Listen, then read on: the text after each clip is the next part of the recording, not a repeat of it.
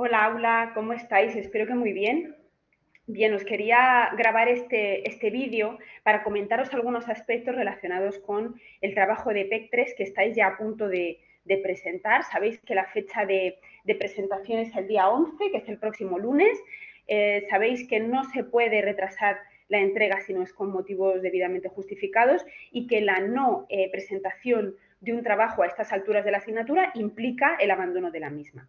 Bien, sucede que esta PEC vale un 20% sobre la media ponderada de la nota final y que la anterior PEC, que ha tenido muchísimos suspensos, calculo que la mitad o un poquito más de la mitad de la clase ha sido suspensa, también valía un 20%. Como la PEC 1 valía un 10%, estamos en un momento en que cuando tengáis las notas de la PEC 3 tendréis marcado un poco la calificación que vais a tener de la mitad de la asignatura. Entonces, teniendo toda un 50% de la asignatura suspenso, el desarrollo queda comprometido e implica que en las PEC 4 y 5 tenéis que hacer un trabajo excelente para poder continuar en ella. Recordad que cada vez, además, todas las evaluaciones van a ser algo más exigentes. ¿Por qué? Porque vamos a tener en cuenta que ya tenéis adquiridos los conocimientos de la PEC 1, de la PEC 2, lo que implica, por supuesto, las lecturas y también las devoluciones que os estamos planteando. Entonces, errores garrafales o planteamientos equivocados sobre aspectos que ya hemos tratado previamente, pues serán valorados de manera muy negativa. Entonces, bien, simplemente quería, en base a algunas pocas preguntas que han surgido en el foro y que me han hecho en mi correo personal, quería daros algunas pautas simplemente para que lo tengáis en cuenta a la hora de presentar. Primero, el tema de las referencias teóricas. Ya lo dije en la devolución de la PEC 2, os pedimos un diálogo con los diferentes autores y autoras. Las lecturas son obligatorias, las tenéis que trabajar. No solamente se trata de leer y subrayar, sino trabajar, entender, ¿no? Y saber captar esas aportaciones y poder extraerlas, llevarlas, exportarlas para vuestro trabajo, haciendo buenas referencias teóricas, tanto en el cuerpo del texto como en el apartado final de bibliografía. ¿Vale? Tienen que estar bien resueltas estas referencias y tienen que dar cuenta de que sois capaces de operacionalizar, sois capaces de traer a la realidad esos conocimientos y utilizarla para justificar vuestras ideas, ¿vale? Un repaso por las preguntas. Bien, la primera pregunta. Una cosa, la propia introducción del documento, y esto lo digo siempre, es un trabajo que hacemos entre todo el equipo docente del aula y tiene una importancia y un peso teórico, ¿vale? No se trata de ir directamente cuando os dan una PEC, esta no es una PEC instrucción exclusivamente, sino que tiene esta parte que ayuda a centrar. Entonces, esa parte introductiva es una parte teórica, es una parte que os aporta luz para saber cómo enfocar las preguntas, ¿no? Y además hemos conseguido, creo que también en esta, pero también en la anterior, hemos conseguido encapsular de manera correcta lo que la orientación del trabajo. Os estamos diciendo que ya hemos trabajado sobre supuestos culturales diferentes, ¿no? Que tienen que ver con las imágenes guía, que tienen que ver con nuestros procesos de enculturación, y ahora vamos no solamente a la diferencia, sino también hacia la desigualdad. ¿Qué pasa cuando estas diferencias son transformadas en desigualdades? ¿Cómo se crean estas desigualdades, ¿no? Y en este sentido, el manual esencial para esta parte de la asignatura, que es el de Neus Alberic y Pastora Filigrana, es el que os va a dar la clave para poder resolver teóricamente estas preguntas. Entonces, la primera pregunta tratamos sobre la presentación de una compañera que se llama Laura y que nos dice cómo ha sido su verano. Bien, algunas personas dicen, bueno, es que no sabemos del todo porque no sabemos, por ejemplo, qué aspecto físico tiene Laura o si Laura tiene una discapacidad o si Laura tiene diversidad funcional o tal.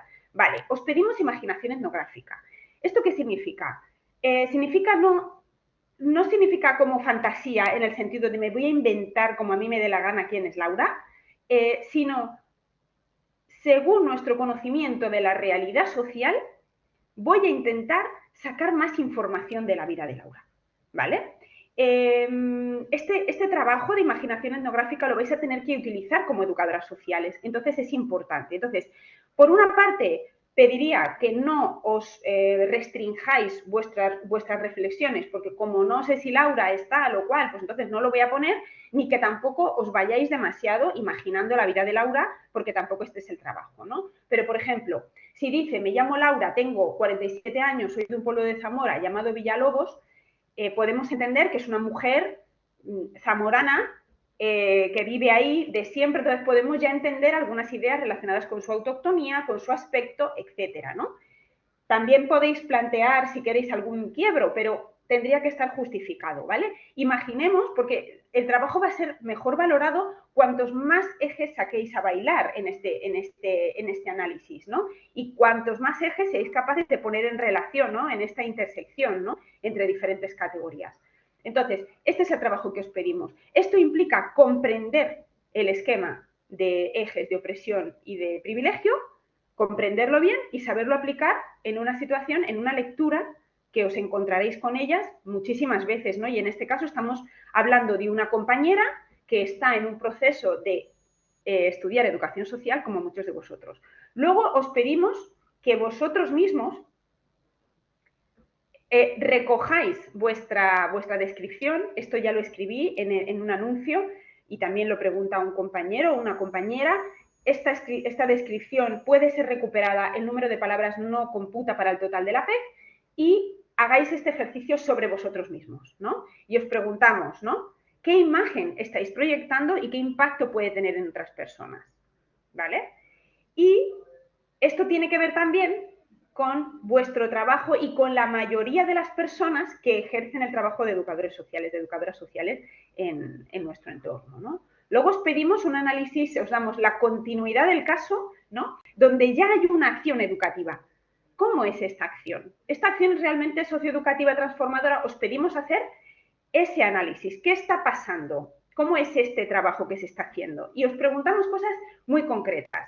¿Podéis identificar elementos en la situación presentada que se hayan obviado o que se hayan dado por entendidos? Recordad, supuestos culturales, quiénes somos, cómo somos construidos, cómo miramos al resto, ¿no? ¿Cuáles son nuestras imágenes guía?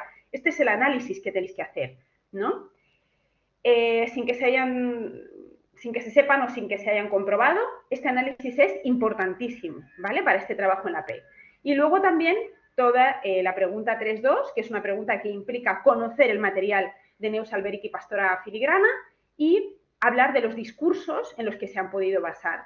Y os pedimos ejemplificar de nuevo ejemplos en la situación para argumentar las respuestas. Aquí ya sabéis que si trabajáis con el manual tiene que ser citado y este trabajo lo tenéis que hacer de manera que quede fluido, de manera que quede bien encajado uno con otro, ¿no?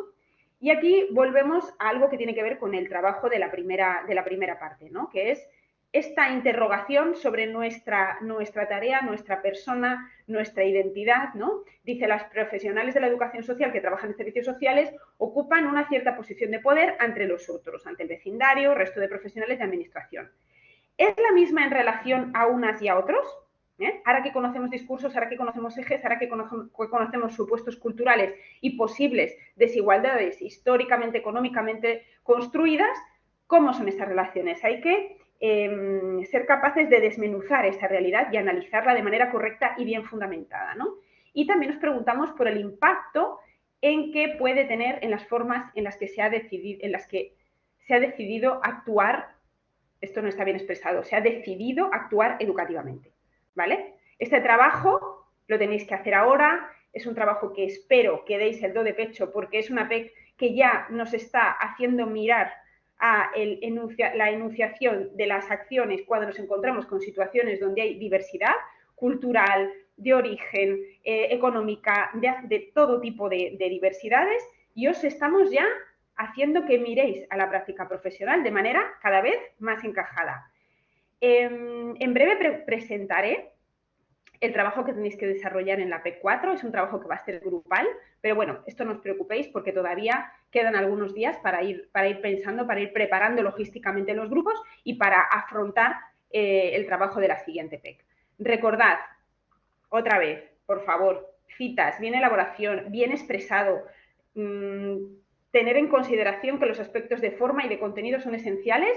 Espero, sobre todo para las personas que tenéis suspendida la PEC 2, que podáis recuperar esa nota con una PEC excelente. Y nada más, muchísimas gracias por escucharme y que tengáis un muy buen día.